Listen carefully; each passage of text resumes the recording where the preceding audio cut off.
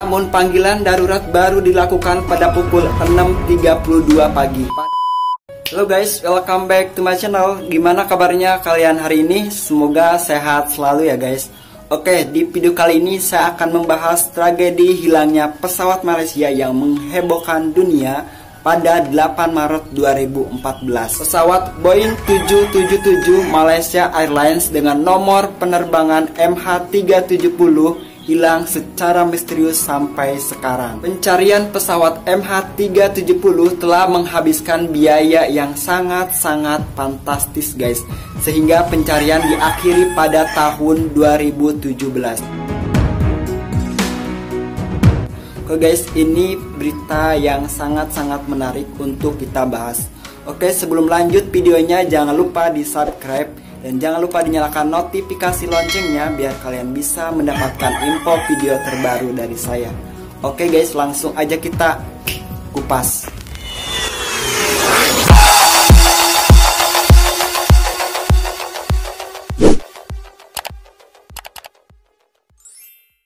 Oke guys, jadi pesawat Malaysia Airlines MH370 dengan rute Kuala Lumpur ke Beijing lepas landas dari Bandar Udara Internasional Kuala Lumpur pada pukul 00.41 waktu setempat. Pesawat itu dijadwalkan tiba di Beijing pada pukul 06.30. Tetapi kemudian putus kontak sekitar pukul 02.40 waktu setempat pada 8 Maret 2014. Adapun posisi terakhir pesawat tersebut sebelum putus kontak yakni berada di kawasan Laut Cina Selatan di antara pesisir semenanjung Malaysia dan di ujung selatan Vietnam. Diketahui pesawat tersebut membawa 239 orang dengan rincian 227 penumpang dan 12 awak pesawat. Rincian kewarganegaraan awak kabin dan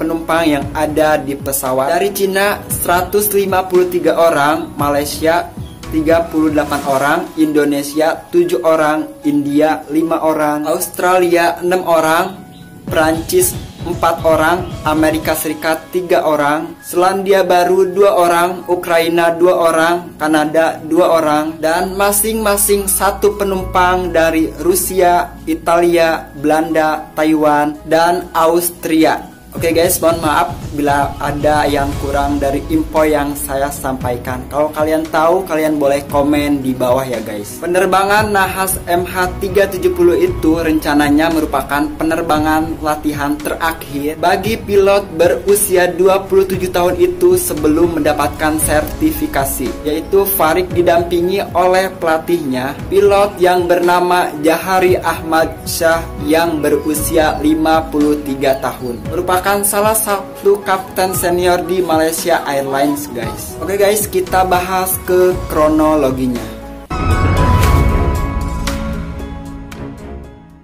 Setelah penerbangan yang berjalan relatif normal, Ten Jahari melaporkan lewat radio pukul 1.01 dini hari bahwa penerbangan MH370 telah terbang tinggi 35.000 kaki di wilayah udara yang dikawasi dengan radar. Pilot normalnya akan melaporkan dan meninggalkan ketinggian tertentu. Bukan tiba di ketinggian 7 menit kemudian, Jahari memberikan laporan serupa ketika pesawat melintasi garis pantai Malaysia dan bersiap menyeberangi lautan Cina Selatan mengarah ke Vietnam. Pukul 1.19 penerbangan MH370 mendekati yurisdiksi lalu lintas udara Vietnam. Pemandu lalu lintas udara Kuala Lumpur Center menyatakan di radio, Malaysian 370, Malaysian 370, contact Ho Chi Minh 120.9. Good night. Good night, Malaysian 370. Malaysia 370 hubungi Ho Chi Minh 120.9.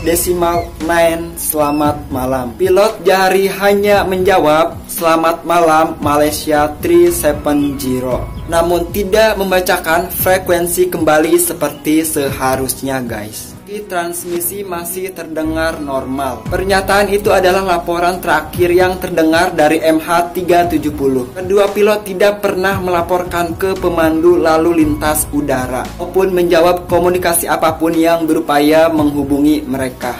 5 detik setelah melintasi wilayah udara Vietnam, simbol transponder MH370 menghilang dari layar kontrol udara Malaysia, guys. 37 detik berikutnya, pesawat tersebut menghilang sepenuhnya dari radar sistem kontrol lalu lintas udara. Saat itu pukul 1.21 dini hari 39 menit setelah lepas landas. Disibukkan dengan penerbangan lainnya, pemandu lalu lintas udara di Kuala Lumpur sempat menyadari hilangnya MH370 dari layar. Kemudian tersadar dan menganggap pesawat itu sudah diambil alih oleh pemandu Ho Chi Minh yang berada di luar jangkauannya. Para pemandu di Ho Chi Minh, Vietnam menyaksikan saat penerbangan MH370 memasuki wilayah udara mereka lalu menghilang dari radar, mengabaikan kesepakatan formal bahwa mereka seharusnya segera menghubungi Kuala Lumpur.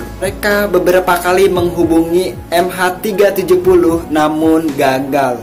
18 menit kemudian mereka akhirnya baru menghubungi Kuala Lumpur. Keterlambatan yang telah dipicu oleh kebingungan dan inkompetensi. ARCC Kuala Lumpur seharusnya telah diberitahu mengenai hilangnya MH370 dalam kurun sejam sejak detik lenyapnya pesawat. Namun panggilan darurat baru dilakukan pada pukul 6.32 pagi. Pada waktu itu seharusnya pesawat sudah mendarat di Beijing, Cina, guys. Upaya pencarian internasional dilakukan dengan menggerakkan 34 kapal dan 28 pesawat dari 7 benua yang berbeda. Namun gagal menemukan kabar pasti mengenai keberadaan pesawat MH370. MH370 telah menyimpang dari rute penerbangan pada pukul 1.25 waktu setempat. Lebih dari 40 menit setelah lepas landas, penerbangan selanjutnya mengambil arah ke barat melintasi Malaysia, bertolak belakang dari rute seharusnya ke utara menuju tujuan akhir Beijing. Dalam beberapa hari, rekaman radar dari komputer sebagai pengendali lalu lintas udara mengungkapkan bahwa setelah hilang dari radar, pesawat tersebut berbelok tajam ke arah barat daya dan terbang kembali melintasi Semenanjung Malaya dan mengitari Pulau Penang. Dari situ MH370 tampak terbang ke arah barat laut menuju Selat Malaka keluar ke Laut Andaman. Misteri hilangnya pesawat Boeing 777 MH370 Malaysia Airlines telah menyelidik beragam pengamat, ahli penerbangan, penyelidik amatir, dan bahkan komentator politik untuk memunculkan bermacam-macam teori konspirasi yang cukup aneh, guys. Orang penyelidik penerbangan amatir Daniel Boyer mengklaim bahwa ia telah menemukan hidung dan bagian ekor pesawat Boeing 777 Malaysia Airlines yang hilang melalui citra satelit Google Map di hutan lebat sebelah barat laut ibu kota Kamboja. Dia mengatakan bahwa benda putih yang dia lihat terletak di hutan dan meyakininya sebagai puing kokpit dan ekor Boeing 777. Menurut Boyer, jendela kokpit juga dapat dilihat dari bagian moncong pesawat. Selain itu, ia percaya telah melihat garis merah yang menyerupai logo Malaysia Airlines yang diyakininya pada bagian ekor, terletak hanya beberapa meter dari hidung pesawat dugaannya. Klaim Boyer disampaikan kurang dari sebulan setelah pengguna Google lainnya. Produser asal Inggris Ian Wilson mengklaim telah menemukan lokasi kecelakaan MH370 di hutan sekitar 10 mil jauh dari klaim Boyer. Ian Wilson merujuk gambar samar dari Google Earth yang diklaim sebagai puing pesawat MH370 yang hancur. Namun teorinya dipertanyakan dan beberapa ahli menyatakan bahwa gambar temuannya itu adalah sebuah pesawat terbang yang tidak sengaja terdeteksi oleh satelit. Namun Google Maps telah memperbarui citranya di wilayah Kamboja di lokasi yang diduga sebagai lokasi kecelakaan. Pesawat itu tetap berada di lokasi yang sama pada foto satelit yang berasal dari 2017 dan 2015 menurut data Google Maps. Hal itu mengukuhkan teori Wilson, membimbingnya untuk membantah kritik, dan dia mempersiapkan misi di lapangan untuk mencari pesawat MH370. Namun hilangnya pesawat MH370 masih menjadi misteri penerbangan modern. Sejumlah spekulasi dan teori-teori konspirasi muncul, guys. Oke guys, ini dia teori-teori konspirasi atas hilangnya MH370. Kepala Penyelidik Pemerintah Malaysia, Kok Soch Hon, mengatakan bahwa pesawat itu telah dialihkan ke kontrol manual sebelum hilang dari radar. Dia tidak mengesampingkan campur tangan oleh pihak ketiga, dan ini memicu teori bahwa pesawat MH370 diambil dari jarak jauh oleh peretas. Seorang mantan penerbang militer penerbang yang tidak disebutkan namanya menyampaikan teorinya kepada Forbes bahwa seorang penumpang gelap bersembunyi di lemari listrik dan avionik di bawah kabin utama sebelum naik dan mengambil alih kendali Boeing menggunakan perangkat elektronik portable dan pengetahuan yang cukup tentang mekanisme penerbangan, guys. Kemudian dia menurunkan tekanan pesawat, mematikan peralatan oksigen di kabin utama dan kokpit, melumpuhkan mereka yang berada di pesawat sebelum akhirnya mengendalikan pesawat ke laut. Ada sebuah teori yang aneh menyatakan bahwa pesawat MH370 dicegat oleh pesawat tempur Malaysia sebelum lenyap. Andre Milne, seorang penyelidik sukarela dan pendiri perusahaan teknologi pertahanan Unicorn Acrospace, mengklaim bahwa MH370 mencapai ketinggian 17.740 meter, meskipun Boeing tidak bisa terbang melampaui 13.500 meter. Andre Milne mengatakan bahwa pemerintah mengirim pesawat jet tempur yang berarti seluruh rantai komando dan kontrol disiagakan tinggi untuk menghadapi ancaman. Teori konspirasi ini muncul setelah penyelidikan lainnya menyimpulkan bahwa pilot Malaysia Airlines MH370 yaitu Jahari Ahmad Shah secara klinis menderita depresi, guys. Laripan, seorang ahli penerbangan dan mantan penyelidik Dewan Keselamatan Transportasi Kanada, menyatakan bahwa ia percaya 100% bahwa MH370 sengaja diterbangkan ke laut oleh salah satu pilot dalam upaya bunuh diri. Investigator yang menyelidiki MH370 adalah bagian dari tim ahli penerbangan internasional yang mengklaim bahwa pilotnya Jahari Ahmad Shah menurunkan tekanan pesawat menyebabkan pingsan semua penumpang yang tidak mengenakan masker oksigen, kemudian menabrakkan pesawat MH370 ke laut. Pernyataan ini mengiyakan spekulasi Perdana Menteri Australia yang menyebutkan sangat mungkin bahwa Kapten MH370 itu merencanakan peristiwa itu, guys.